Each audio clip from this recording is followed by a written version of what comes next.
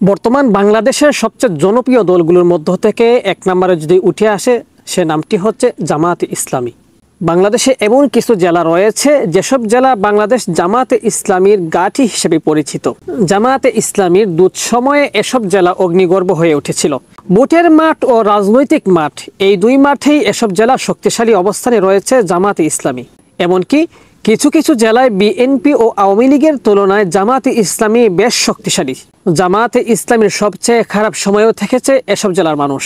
এমনকি এসব জেলার কিছু কিছু আসনে জামাত ছাড়া অন্য কোনো দল জয়ী হতে পারে না, বা জয়ী হতে হলেও জামায়াতে ইসলামের সমর্থন প্রয়োজন। 1991 এবং 1996, 2001, 2008 সালে নির্বাচনের ফলাফলকে বিবেচনা নেওয়া হয়েছে।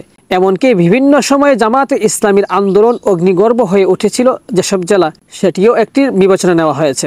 তালিকায় 10টি জেলার কথা উল্লেখ করা হয়েছে। তার মধ্যে 10 নম্বরে রয়েছে কক্সবাজার জেলার নাম।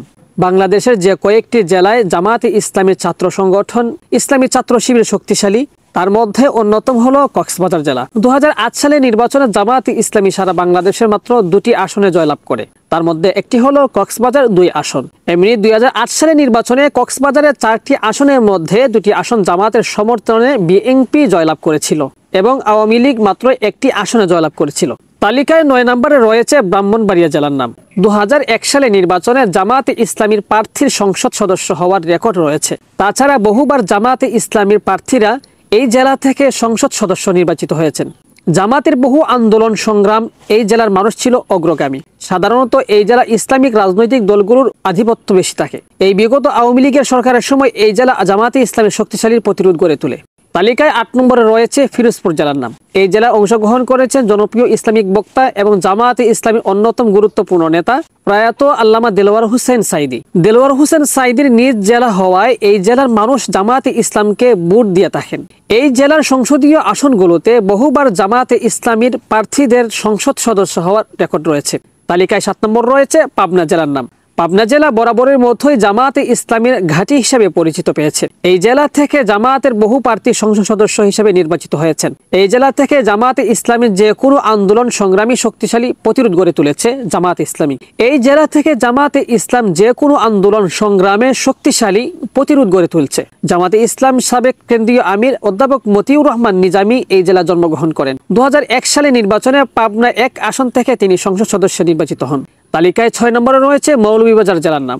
বাংলাদেশ জামায়াতে ইসলামীর বর্তমান আমির ডক্টর শফিকুর রহমান নিজ জেলা মৌলভীবাজার। যদিও মৌলভীবাজার জেলায় জামায়াতের আগ থেকেই আধিপত্য ছিল এবং এই জেলা থেকে জামায়াতের প্রার্থীর সংসদ সদস্য নির্বাচিত হয়েছেন, তারপরও জামায়াতের আমির নিজ জেলা হওয়ায় এখানে জামায়াতে ইসলামীর আধিপত্য একটু বেশি। তালিকায় 5 নম্বরে রয়েছে লক্ষ্মীপুর জেলার নাম।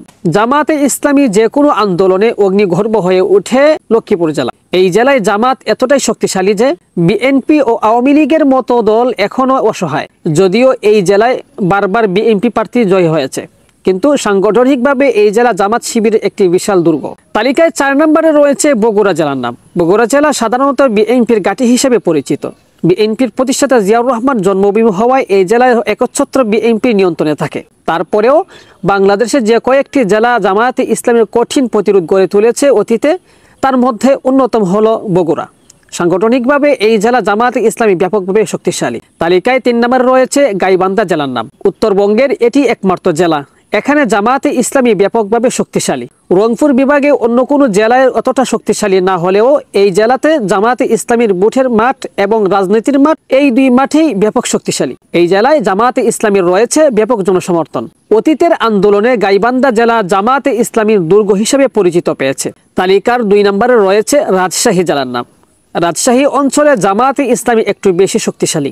বাংলাদেশের অন্য কোনো বিভাগের চেয়ে রাজশাহী বিভাগে জামায়াতে ইসলামীর আধিপত্য একটু বেশি। সাংগঠনিকভাবে এই অঞ্চলে বেশি তৎপরতা রয়েছে জামায়াতে ইসলামী। রাজশাহী জেলা জামায়াতে ইসলামীর শক্তি বিএনপি আওয়ামী লীগের চেয়েও বেশি।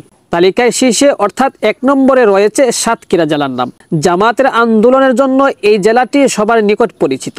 জামায়াতে ইসলামী এই জেলায় এতটাই প্রভাবশালী যে সারা দেশে বাকি 63 জেলা থেকে এই জেলা আলাদা হয়ে উঠেছে শুধুমাত্র জামায়াতে ইসলামী আন্দোলনের জন্য। জামায়াতে ইসলামীর অর্ধেক শক্তি যেন সাতক্ষীরাতেই। এই জেলাতে জামায়াতে ইসলামীর ব্যাপক সমর্থন রয়েছে। এই জেলা জামাতের ঘাঁটি বা দুর্গ হিসেবে পরিচিত। আপনি কোন জেলা থেকে বিডিএস নিউজের সাথে আছেন কমেন্ট করে জানাবেন। শেখ সাদি, বিডিএস নিউজ।